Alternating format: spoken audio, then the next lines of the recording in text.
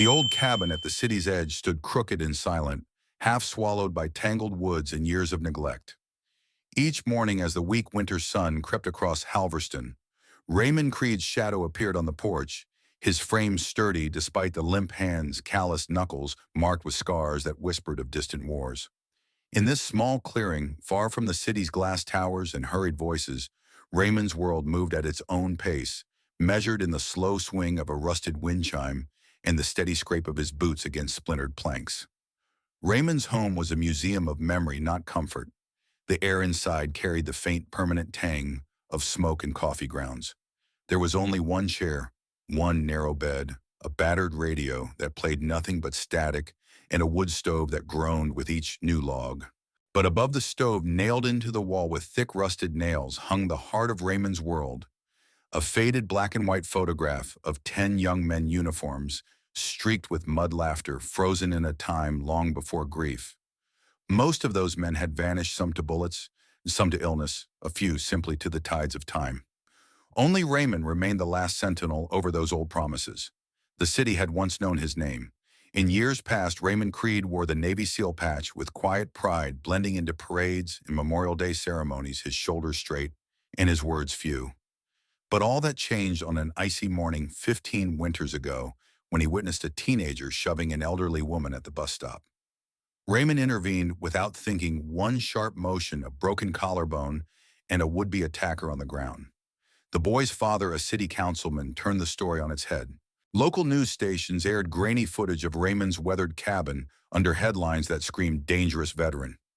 Neighbors whispered groceries stopped arriving, and a once proud salute turned to averted eyes. He kept the medals at first, reminders that once his country believed in men like him.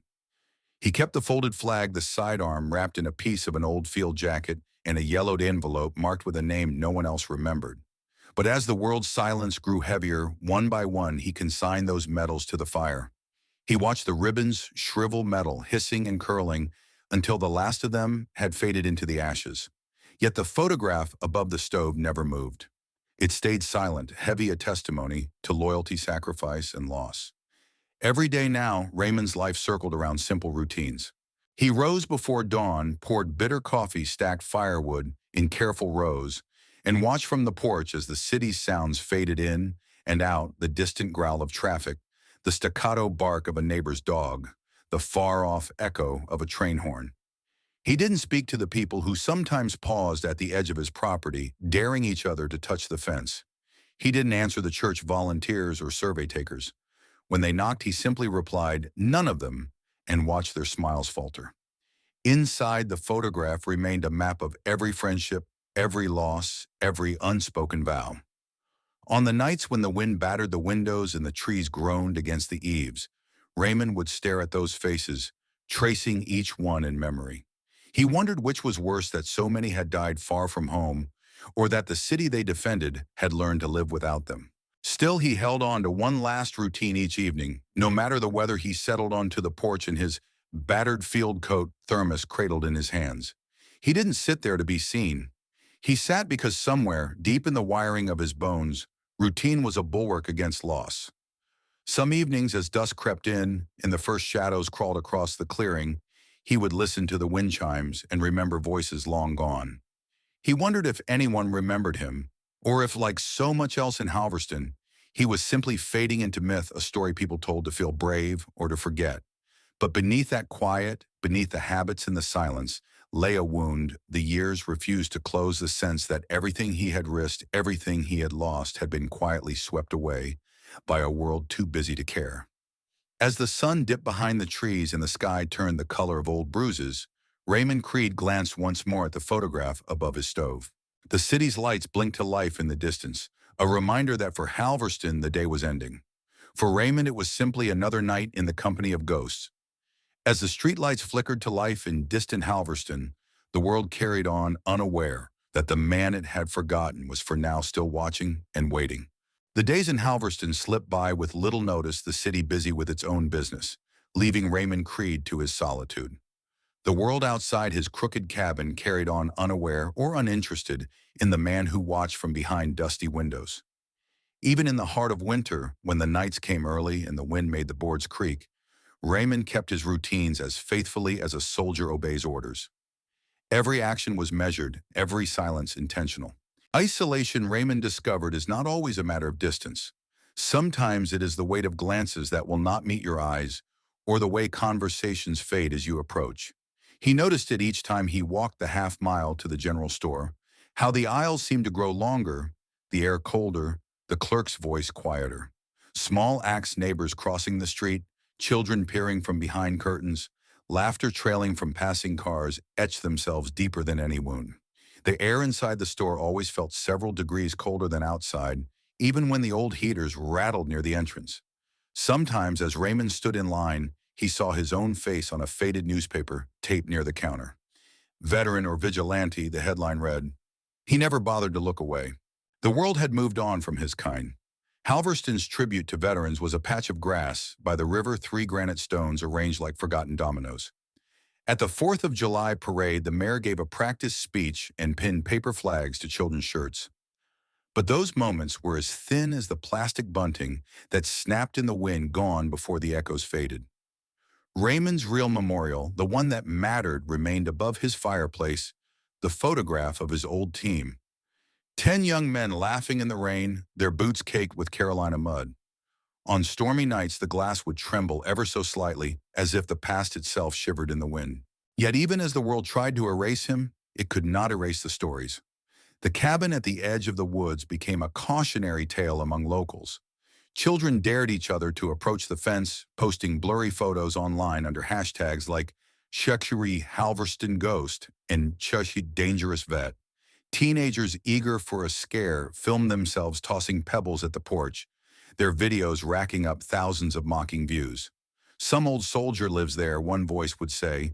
In the darkness, killed a man with his bare hands. The comments rolled in bet he's got bodies buried in the yard. Stay away, he'll shoot you for looking. No one ever knocked. No one wanted the truth. Sometimes late at night, Raymond would scroll through local forums on his ancient laptop, watching the myths multiply. He recognized himself only in fragments, a ghost, a threat, a story told by people who never knew him. He felt the sting of ridicule, but bore it with the same patience he had learned in muddy foxholes and far-off jungles. There was no point in defending himself against lies. The world had chosen its story. Yet despite the loneliness, Raymond could not let go of the bonds that defined him. Each evening, as darkness settled over the woods and the city's distant lights blinked through the branches, he would sit before the fireplace and trace his finger over the faces in the photograph. He remembered their voices, their jokes, the quiet ways they looked out for one another. He missed not the battles, but the sense of purpose, the certainty that someone had his back. As the nights grew longer and the cold pressed against the window panes, Raymond's isolation felt heavier than ever. But within the silence, the photograph above the fire shone like a beacon, a symbol of brotherhood and sacrifice, of something worth standing for, even in a world that seemed to have forgotten. Outside, the city moved on, oblivious to the ache behind the cabin's windows, and the quiet watch kept by the man whose only companions were memories and the promises they refused to break. The city of Halverston was sinking into a hard winter. Most folks moved through their days with heads tucked against the wind shoulders, hunched eyes set on the pavement, just trying to make it home before darkness claimed the streets. But on the edge of the city, in a cabin bent with age and shadow, Raymond Creed was preparing for something different, a night that would change everything. Raymond had become a silent sentinel in his own town, a man who noticed what others tried to ignore. Since the incident with Malik Reyes at the abandoned gas station, something in him had shifted. He no longer found comfort in routine. Every sunset pressed the urgency of injustice deeper into his bones. The photograph above his fireplace seemed to watch him, the faces of his long-lost brothers, staring out from the muddy fields of a war that never quite left him. He remembered the weight of their expectations, their trust, their sacrifices, and he knew what he had to do. Every night, bundled in his old field coat, Raymond moved through Halverston's forgotten corners. He watched the police patrols, made careful notes in his weathered notebook, and snapped photos with a camera once meant for songbirds. He recorded everything: Officer Sims berating a homeless woman before kicking over her soup, Officer Green forcing teenagers onto the ground for nothing more than matching a description, Officer Tate always looming, always quick with his fists. At first, Raymond was just a rumor. Joshua Halverston, ghost the kids called him on social media, mocking or half afraid. But soon word spread that someone was finally watching the watchers. As the evidence mounted, Raymond realized observation was no longer enough. One evening, he slipped an envelope of photographs and typed reports under the door of the Halverston Herald. The editor didn't print a story, but he started making calls, quiet questions that reached the police station and the mayor's office. Flyers appeared downtown. How many rights will they violate before you notice we are watching, and so is the city? Fear and anger spread through the department, especially among the officers who thought they were untouchable. But for Raymond, it was never about fear. It was about duty, about bearing witness, about holding the line when others stepped back. He kept vigil, returning each night to his small cabin, where the photograph over the fireplace reminded him what loyalty looked like, what it cost, and why it mattered. On a Friday night just past midnight, a knock came on his cabin door, quiet, hesitant. Raymond looked through the window and saw a familiar figure. Ty, the busboy from Goldie's Diner, eyes wide with worry. Ty didn't come inside. Instead, he pressed a folded slip of paper into Raymond's hand. "They got Malik." Ty whispered, voice trembling. "Behind the diner. I heard Officer Tate and Sims. They're doing something bad." Raymond's world narrowed to a sharp focus point. He grabbed his camera, his notebook, and for the first time in decades, the pistol wrapped in oilcloth at the bottom of his trunk. He slipped into the night like a shadow boots, silent on the frozen ground. Every muscle, every nerve, every scar in his body remembered this kind of moment. The alley behind Goldie's Diner was washed in the sickly yellow of a single street lamp. Malik was on his knees, face bloodied, breath ragged. Officer Tate stood above him, baton in hand, eyes burning with rage and something darker, fear of being exposed. Sims was off to the side, phone in hand, ready to record whatever happened next, not for justice, but for leverage. Raymond stepped into the light, his silhouette tall and unbowed. "Put it down," he said, his voice low and steady. Tate turned, sneering. "You threatening us, old man?" Sims reached for his belt, but Raymond didn't raise the gun. He let it hang at his side, a silent promise rather than a threat. "I don't want to shoot," Raymond said. "But I will. I'm not bluffing. I'm not scared, and I'm not stupid." Tate advanced, baton, twitching teeth bared. "You think you're some kind of savior. You're just an old has-been." "You're right," Raymond replied. "I am old. I'm tired. But I've seen what happens when men like you think there are no consequences." Behind them, Malik's voice cut through the tension, a soft, exhausted plea. "Don't, please. You don't have to do this." The words trembled, dignity clinging to hope. Raymond's grip on the gun tightened, then eased. He looked into Malik's eyes and saw not just a victim, but the same stubborn humanity he remembered from the men in his photograph. "No," Raymond whispered, lowering the gun. "Not tonight." For a split second, Tate lunged forward, but Sims, pale and sweating, grabbed his partner's arm. "No," he hissed. "Leave it." Sirens wailed in the distance, growing louder, blue and red lights bouncing down the alleyway. Within moments, backup arrived, tires screeching, doors slamming. Officers rushed in, weapons drawn, but stopped short when they recognized the figure at the center of it all. "Jesus," someone breathed. "It's Creed." Raymond didn't resist as they cuffed him. He kept his back straight, head high, his face unreadable, but for the faintest hint of resolve. Malik, wrapped in a blanket by a paramedic, met Raymond's gaze. Something silent, grateful, unspoken passed between them. At the station, Raymond said nothing. He didn't ask for a lawyer. He handed over his notebook, every report, every name, every time and place. A lieutenant read through the pages, face draining of color with each entry. We didn't know," he stammered. Raymond nodded.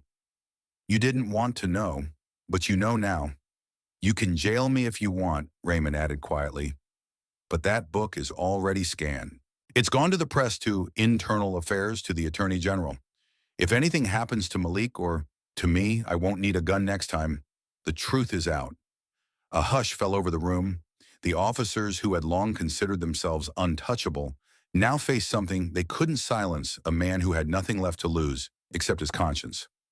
By morning, the city awoke to headlines: "Veteran blows," "Whistle on police brutality," "The notebook that shook Halverston." The image of Raymond back straight, hands cuffed, filled the front page of the Herald. Social media erupted. When our Creed files trended, nationwide activists demanded justice, and crowds gathered outside the precinct, holding signs, some with Malik's name, others simply stating, "We believe the veteran." Inside his cell, Raymond sipped burnt coffee, his gaze distant but steady. He thought of his brothers in the photograph, of the oath he had carried alone for so many years. The world finally listened, not because he shouted, but because he refused to look away. And as the dawn broke over Halverston, the story of Raymond Creed was no longer a ghost story told by children, but a beacon proof that one man's courage could force a city to reckon with the truth it had long tried to hide. The air in Halverston felt different that Sunday morning, as if the city itself had inhaled deeply, finally waking from a long, numbing sleep. The streets still bore the cracks and faded paint of years gone by. The flickering street lamps still battled the dusk, and the familiar hum of daily life buzzed through worn neighborhoods. But something subtle had shifted beneath the surface, a tremor of awareness that refused to fade. Outside Raymond Creed's cabin, a small group of veterans gathered in solemn silence. Their jackets bore patches, faded by time, hats tilted low against the cold. They did not speak. Their presence was the language, a quiet salute to a man who had walked alone for decades, but had never truly been forgotten. They lined up before the weathered door where Raymond once sat, clutching his thermos, their hands raised in a steady, reverent honor. Inside, Raymond sat in his worn rocking chair, the fireplace crackling softly as embers danced like tiny ghosts. The photograph above the mantel, that treasured relic of a brotherhood, forged in mud and fire, hung unchanged, except now a single name had been penciled beneath one of the faces: Jenkins. Still fighting. The words carried weight, a testament to the ongoing battle that each survivor carried in his heart. A knock interrupted the quiet. Raymond's eyes opened slowly. Standing hesitantly on the threshold was Malik Reyes, his young face marked by bruises, now faded, one arm in a sling. In his hand was a small envelope worn at the edges. "I found this at the diner," Malik said softly. "Someone left it for you. No name." Raymond took the envelope inside, unfolding a note written in familiar block letters. "You were never forgotten. Some of us were just too afraid to stand. You reminded us how to be a friend we never met." A faint smile brushed Raymond's lips as he folded the note and placed it carefully beside his notebook. He looked up at Malik, who stood quietly by the door. "How's your arm?" Raymond asked. "Better," Malik replied, managing a small grin. Raymond nodded, settling back into his chair. "You ever fire a gun?" Malik blinked, surprised. "No, sir." "Well, good," Raymond said with a quiet laugh. "Let's keep it that way." For a moment, two generations stood across the small room, bound not by blood, but by a line neither had drawn, and both had chosen to cross. Malik's eyes held a newfound determination, tempered by the harsh lessons of the streets. Raymond saw in him the promise of a voice that could cut through the noise, a legacy of courage passed quietly but fiercely. Outside, the veterans remained in silence, their salute unwavering beneath a sky gradually brightening with the promise of a new day. Inside the cabin, the fire sputtered low, the photograph watching over them, both reminding all who saw it that honor is not the medals nor the applause, but the steadfast will to stand for what is right, no matter the cost. Weeks later, Halverston began to heal in small ways.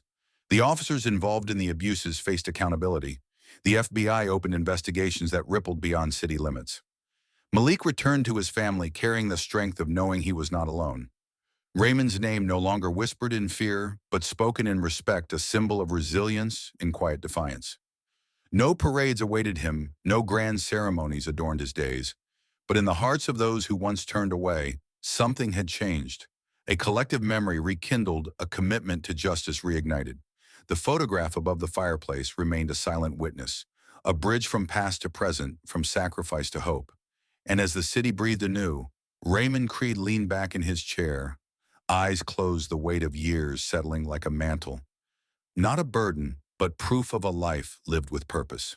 Not for glory, not for medals, but for the legacy he left behind, that one man, no matter how forgotten, can remind the world of its better self. And in that quiet cabin at the edge of Halverston, beneath the watchful eyes of brothers long gone, The story of courage, redemption, and enduring honor lived on, ready to inspire the generations yet to come.